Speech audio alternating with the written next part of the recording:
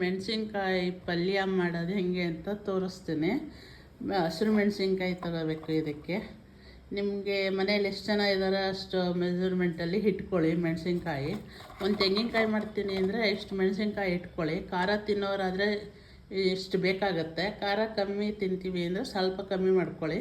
ಕರಿಬೇವಿನ ಸೊಪ್ಪು, ಕೊತ್ತಂಬರಿ ಸೊಪ್ಪು, ಹುಣಸೆಹಣ್ಣು, ಬೆಳ್ಳುಳ್ಳಿ, ತೆಂಗಿನಕಾಯಿ ಇಷ್ಟು ಮೇಯ್ನಾಗಿ ಬೇಕು. ಆಮೇಲೆ ಮಾಡ್ತಾ ಇನ್ನೇನೇನು ಇಂಗ್ರೀಡಿಯೆಂಟ್ಸು ಸೇರಿಸ್ಬೇಕು ನಾನು ಸೇರಿಸ್ತೀನಿ. ಇವಾಗ ಮೆಣಸಿನ್ಕಾಯಿನ ತೊಟ್ಟನ್ನ ತೆಗೆದುಬಿಟ್ಟು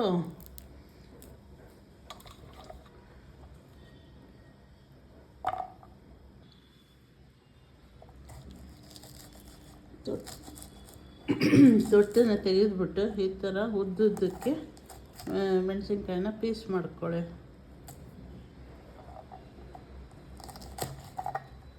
ಹಿಂಗೆ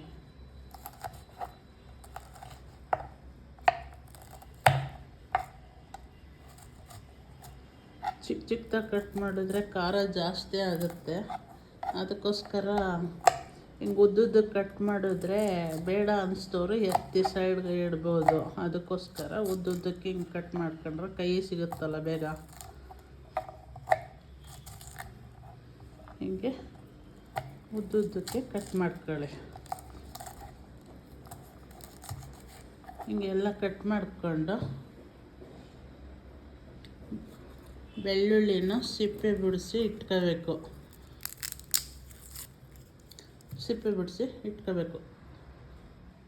ನೆಕ್ಸ್ಟು ತೆಂಗಿನಕಾಯಿ ತೊಗೋಬೇಕು. ತೆಂಗಿನಕಾಯಿ ಕೆಲವರು ಹೊಡೆಯೋಕ್ಕೆ ಕಷ್ಟಪಡ್ತಾರೆ. ನಾನು ಹೊಡೆದು ತೋರಿಸ್ತೀನಿ ಹೆಂಗೆ ಹೊಡೆಯೋದು ಅಂತ. ಈಗ ತೆಂಗಿನಕಾಯಿ ಇರುತ್ತಲ್ಲ, ಇದು ಫಸ್ಟು ನೀರಿಗೆ ಹೆಜ್ಜಿಬಿಡ್ಬೇಕು. ನಾರೆಲ್ಲ ಚೆನ್ನಾಗಿ ತೆಗೆದುಬಿಡಬೇಕು. ತೆಗೆದುಬಿಟ್ಟು ನೀರಿಗೆ ಹೆಜ್ಜಿಬಿಟ್ಟು ಈ ಥರ ಗೆರೆಗಳಿರುತ್ತಲ್ಲ, ಆ ಗೆರೆ ಮೇಲೆ ಹಿಂಗೆ ಮಚ್ಚು ಏನಾದರೂ ತೊಗೊಂಡು ಹಿಂಗಂದರೆ ಒಂದು ಏಟಿಗೆ ಕರೆಕ್ಟಾಗಿ ನೇರಾಗಿ ಪೀಸ್ ಆಯಿತು. ಒಂದು ಪಾತ್ರೆಗೆ ಎಣ್ಣೀರು ಬಸ್ಬಿಡಿ. ಕೆಲವು ಕಾಯಲ್ಲಿ ಎಣ್ಣೀರು ಚೆನ್ನಾಗಿರಲ್ಲ, ಕೆಲವು ಕಾಯಲ್ಲಿ ಸ್ವೀಟಾಗಿರುತ್ತೆ.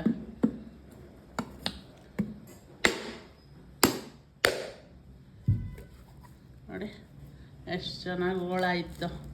ಈ ಥರ ಎಲ್ಲ ತೆಗೆದುಬಿಟ್ಟು ನೆಕ್ಸ್ಟು ಅದನ್ನು ಕಾಯಿ ತುರಿಯೋ ಮಣೆಯಲ್ಲಿ ಚೆನ್ನಾಗಿ ತುರಿದು ಇಟ್ಕೋಬೇಕು. ಮಿಕ್ಸಿ ಮಾಡೋಕ್ಕೆ ಹೋಗಬೇಡಿ, ತುರಿದು ಇಟ್ಕೋಬೇಕು.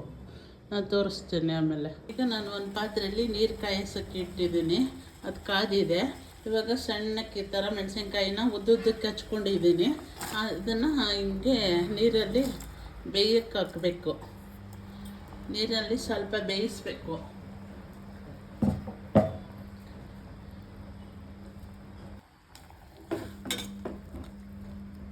ಈ ಥರ ಬೇಯಿಸ್ಬೇಕು ಚೆನ್ನಾಗಿ.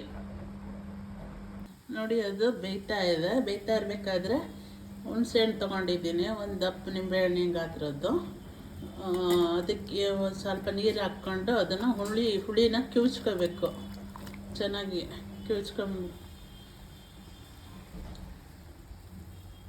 ಹುಳಿನ ಕಿವುಚ್ಕೋಬೇಕು. ಈಗ ಮೆಣಸಿನ್ಕಾಯಿ ಈ ರೀತಿ ಬೆಂದಿದೆ.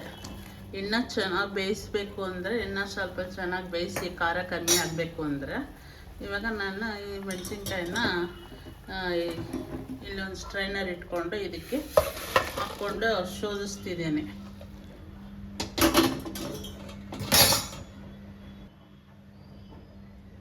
ಈ ಥರ ಶೋಧಿಸ್ಕೊಂಡು ಇಟ್ಕೊಳ್ಳಿ.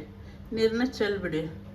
ಇವಾಗ ಒಂದು ಪಾತ್ರೆ ಇಟ್ಬಿಡಿ. ಸ್ಟವ್ ಮೇಲೆ ಪಾತ್ರೆ ಇಟ್ಟು ಅದಕ್ಕೆ ಸ್ವಲ್ಪ ಎಣ್ಣೆ ಹಾಕಿ ಒಗ್ಗರಣೆ ಮಾಡೋಣ. ಇವಾಗ ಎಷ್ಟು ಒಂದು 2 ಸ್ಪೂನಷ್ಟು ಎಣ್ಣೆ ಹಾಕಿದ್ದೀನಿ. ಖಾರ ಬೇಡ ಮೆಣಸಿನ್ಕಾಯಿ ಅಂದರೆ ಇನ್ನೂ ಸ್ವಲ್ಪ ಜಾಸ್ತಿ ಹಾಕ್ಕೊಳ್ಳಿ. ಖಾರ ಆಗಿದ್ರೂ ಪರವಾಗಿಲ್ಲ ಅಂದರೆ ಸ್ವಲ್ಪ ಕಮ್ಮಿ ಮಾಡ್ಕೊಳ್ಳಿ.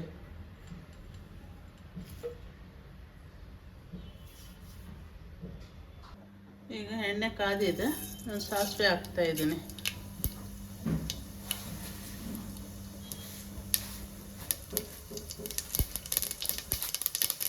ಅದು ಚಟಪಟ ಅಂತ ಇದೆ. ಇವಾಗ ಅದಕ್ಕೊಂದು ಸ್ಪೂನಷ್ಟು ಜೀರಿಗೆ ಹಾಕ್ತಾಯಿದ್ದೀನಿ. ಮತ್ತು ನಾವು ಇದು ಶೋಧಿಸಿ ಇಟ್ಕೊಂಡಿರೋ ಮೆಣಸಿನ್ಕಾಯಿ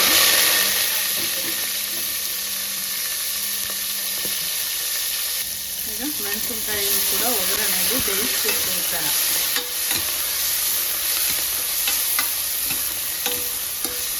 ಚೆನ್ನಾಗಿ ಒಗ್ಗರಣೆಯಲ್ಲಿ ಮೆಣಸಿನ್ಕಾಯಿನ ಬೇಯಿಸಿದರೆ ಮೆಣಸಿನ್ಕಾಯಿ ಖಾರ ಆಗಲ್ಲ. ಈ ಮೂಮೆಂಟಲ್ಲಿ ಸಿಪ್ಪೆ ತೆಗೆದು ಬಿಡಿಸಿ ಗೆಜ್ಜಿರೋ ಅಂಥದ್ದು ಬೆಳ್ಳುಳ್ಳಿನ ಹಾಕತ್ತಾ ಇದ್ದೀನಿ. ಬೆಳ್ಳುಳ್ಳಿನ ಗೆಜ್ಜಿದ್ರೇ ಚೆನ್ನಾಗಿರುತ್ತೆ ಟೇಸ್ಟು.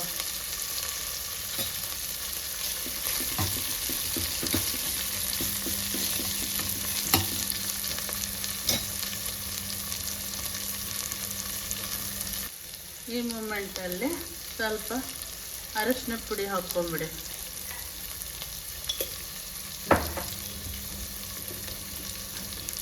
ಅದೇ ಟೈಮಲ್ಲಿ ನಮ್ಮದು ಒಂದು ತೆಂಗಿನಕಾಯಿಗೆ ಎಷ್ಟು ಬೇಕಾಗುತ್ತೆ ಉಪ್ಪು ನೋಡಿಕೊಂಡು ಉಪ್ಪನ್ನ ಹಾಕ್ಕೊಳ್ಳಿ, ರುಚಿಗೆ ತಕ್ಕಷ್ಟು. ಅದು ಬೇಯ್ತಾ ಇದೆ.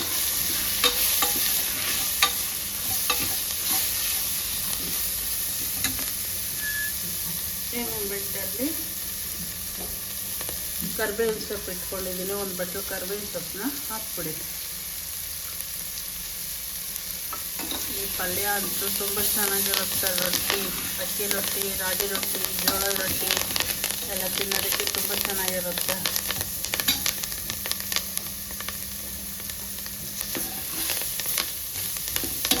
ಈ ಮೂಮೆಂಟಲ್ಲಿ ನಾವು ಹುಳಿನ ಕಿವುಚಿಟ್ಕೊಂಡಿರ್ತೀವಲ್ಲ, ಆ ಹುಳಿನ ಕೂಡ ನಾವು ಹಾಕ್ಬಿಟ್ಟು ಆ ಮೆಣಸಿನ್ಕಾಯಿನ ಮತ್ತೆ ಇನ್ನೊಂದು ಸ್ವಲ್ಪ ಟೈಮು ಬೇಯಿಸಬೇಕು.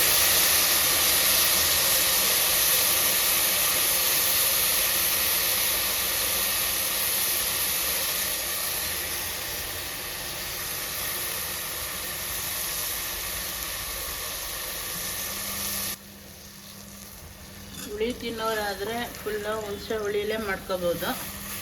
ಇಲ್ಲ ಅಂದರೆ ಸ್ವಲ್ಪ ಜೊತೆಗೆ ಲಾಸ್ಟಲ್ಲಿ ಸ್ವಲ್ಪ ನಿಂಬೆಹಣ್ಣು ಹಾಕ್ಕೋಬೋದು. ಈ ಥರ ಒಗ್ಗರಣೆಯಲ್ಲಿ ಹುಳಿ ಬೇಯಬೇಕು. ಅದ್ರ ಹುಳಿ ಜೊತೆಯಲ್ಲಿ ಮೆಣಸಿನ್ಕಾಯಿ ಕೂಡ ಬೆಂದಿರುತ್ತೆ.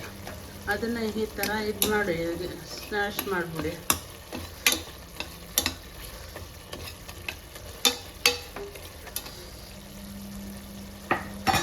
ಇದು ಚೆನ್ನಾಗಿ ಬೆಂದಿದೆ. ಇವಾಗ ಬೆಂದಿರೋ ಮೂಮೆಂಟಲ್ಲಿ ತುರ್ಕೊಂಡಿರೋಂಥ ಕಾಯಿ ತುರಿಯನ್ನು ಇವಾಗ ಅದಕ್ಕೆ ಸೇರಿಸ್ಬೇಕು. ಸೇರಿಸಿ ಅದನ್ನು ಹುರಿಬೇಕು.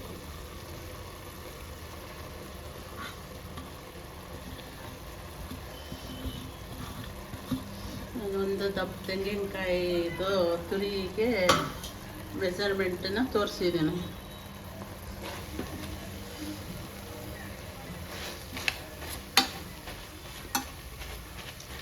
ಅದಂಗೆ ಸ್ವಲ್ಪ ಬೇಯ್ತಾ ಇರಲಿ. ಈಗ ಇದು ಇದಾಗಿದೆ, ಬೆಂದಿದೆ. ಇವಾಗ ಈ ಥರ ಅದನ್ನು ಕಲಿಸ್ತಾ ಹೋಗಬೇಕು.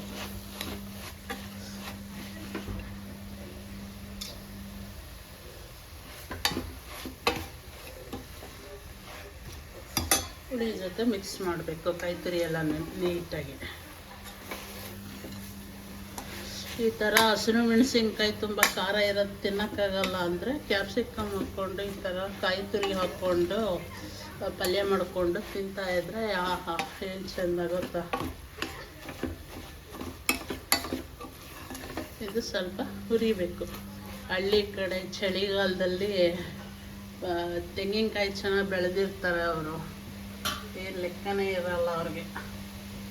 ಈ ಥರ ಮಾಡ್ತಾ ಇರ್ತಾರೆ ಅವಾಗವಾಗ. ಇವಾಗ ನಾನು ಕೊತ್ತಂಬರಿ ಸೊಪ್ಪು ಕಟ್ ಮಾಡಿ ಇಟ್ಟಿದ್ದೀನಿ. ಕೊತ್ತಂಬರಿ ಸೊಪ್ಪನ್ನ ಮಿಕ್ಸ್ ಮಾಡ್ತೀನಿ.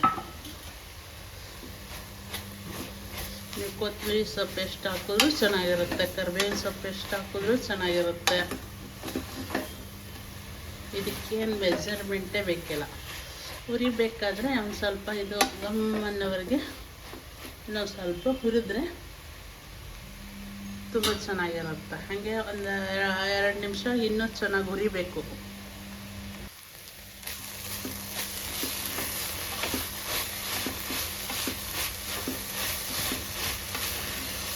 ಈ ಥರ ಅವಾಗವಾಗ ತಿರುಗ್ತಾ ಇರಬೇಕು.